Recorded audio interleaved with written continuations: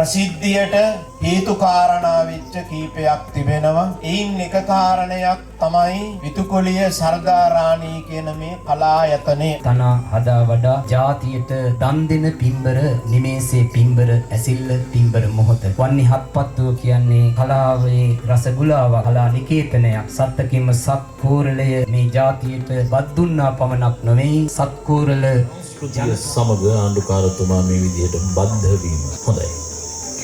ඒ බලලා නැටුම පිහිටනවද කියලා බලලා තමයි තීරණය කරන්නේ නැටුම දෙනවද කියලා. මෙතන පාරම්පරික නර්තන ශිල්පීන් බොහෝමයක් ඉන්නවා. අපේ තෙන්නකෝන් පරම්පරාවේ දෙන්නෙක්ම ඇවිල්ලා ඉන්නවා. මම මේ කියන එකට සාක්ෂි දරනවා. කුලියාපිටිය බටහිර සංස්කෘතික මධ්‍යස්ථානයේ ස්ථාන භාර නිලධාරී මගේ බොහොම ආදරණීය අයියන්දි කෙනෙක්. නලීන් සියඹලාපිටිය මෙතුමා එතුමත් මම හිතන්නේ පැමිණෙන්නේ.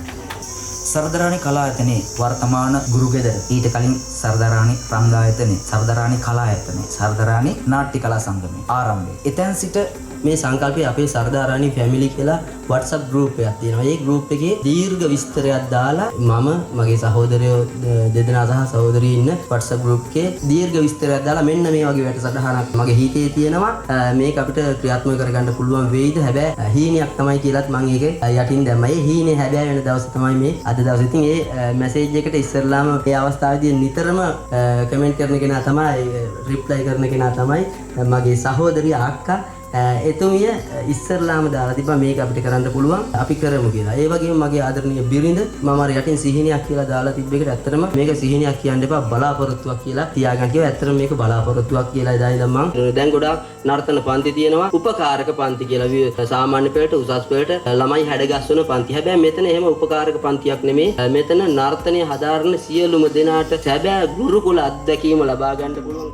උදය බුද ගුරු විනිසාපනේ නැකත හා හෝරාවලත් පුන්වියත් උස බෙලඳ වයසත් දෙයත්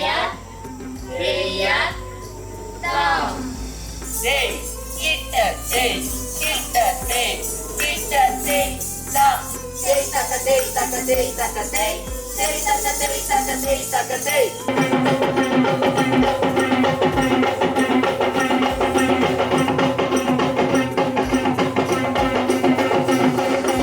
සර්දාරාණී ගුරුගෙදර ඓතිහාසික කාර්යයක් කරන්නේ. ඒකට ඒ නිසා නැටුම් පන්තියකටවත් පාඨශාලාවකට නෙවෙයි අපි ගුරුගෙදරට යන්නේ මේ සම්ප්‍රදාය දැක්කම.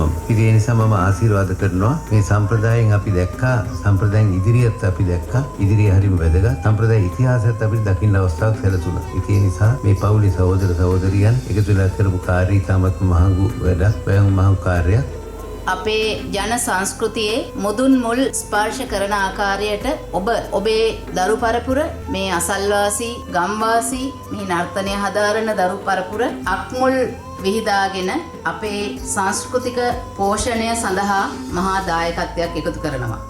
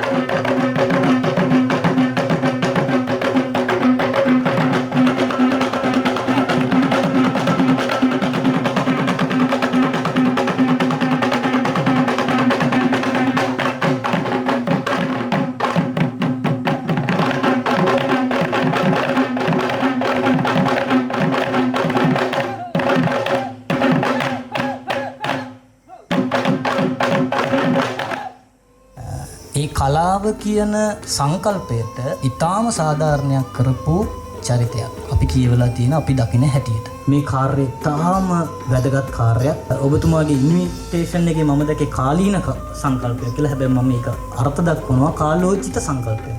ස්තුති කතාව කරද්දී මම මේක කොටස් දෙකකට කරගෙන යන්න හිතුවා. එකක් තමයි අද දවසේ අපිට උදව් උපකාර කරපු අය. අනිත් එක මේ ගොඩනැගිල්ල මේ සාදුරට නිර්මාණය වෙද්දී අපිත් 4 දෙනාම කාර්යබහුල ජීවිත ගත කරන අය. ඒ නිසා පුදුමාකාර අපි වටා සිටින අයගේ කැපකිරීමෙන් තමයි මේ තැනට මේ හරියටම අවුරුද්දක් වෙනවා අපි මේක පටන් අරගෙන. ඒ නිසා එකක් තමයි මම මතක් කරන්න ඕනේ අපේ අම්මගේ අප්‍රතිහත ධෛර්යය. මේකෙදි මම මුලින්ම මතක් කළ යුතු දෙන්නෙක් තමයි අපේ රංග හා චමෝත් කියන්නේ අපේ සහෝදරයෝ වගේ. අපි 4 දෙනාම කොළඹ ඉඳන් පවරන වැඩ ඔක්කොම මෙතන ක්‍රියාත්මක කරන්නේ ඒ දෙන්නා.